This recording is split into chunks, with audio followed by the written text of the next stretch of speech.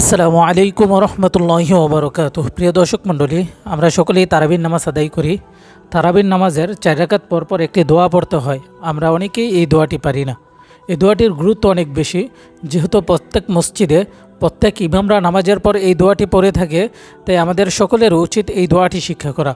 আমরা 4 রাকাত পরপর নামাজ পড়ে বসে থাকি, অর্থাৎ এই দোয়াটা পারি না, এই দোয়াটির উপর আমল করি না। তাই আজকের এই ভিডিওর মাধ্যমে আপনাদেরকে এই দোয়াটি শিক্ষা দিব। আপনারা যদি আমার ভিডিওটি বারবার দেখেন কিংবা ভিডিওর সাথে সাথে বারবার পড়েন, তাহলে অবশ্যই এই ভিডিওর মাধ্যমে আপনারা দোয়াটি শিখতে পারবেন। তাই দেরি না করে চলুন দোয়াটি শিখে আসি।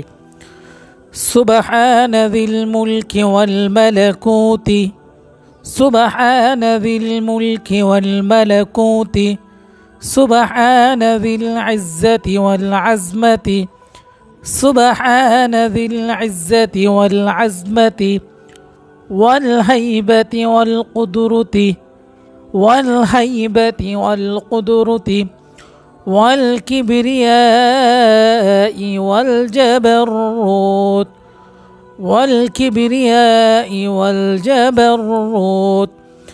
সুবহানাল মালিকিল হাইয়্যিল্লাযী, সুবহানাল মালিকিল হাইয়্যিল্লাযী لا ينام ولا يموت، لا ينام ولا يموت أبدا أبدا. سبح قدس، سبح قدس ربنا ورب الملائكة والروح। এখন পরিপূর্ণভাবে বলি, আপনারা শুনুন। সুবহানা যিল মুলকি ওয়াল মালাকুতি, সুবহানা যিল ইজ্জতি ওয়াল আজমতি ওয়াল হাইবাতি والقدرة والكبرياء والجبروت. سبحان الملك الحي الذي لا ينام ولا يموت أبدا أبدا. سبح قدس ربنا ورب الملائكة والروح।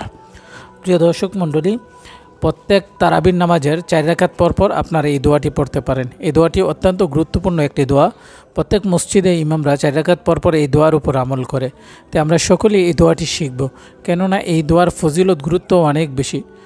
প্রিয় দর্শক মণ্ডলী, আমাদের চ্যানেলটি একটি ইসলামিক ইউটিউব চ্যানেল। এই চ্যানেলের মাধ্যমে আমরা ইসলামিক সকল ধরনের আমলের মাসআলা, বিভিন্ন প্রশ্নের উত্তর আমরা দিয়ে থাকি।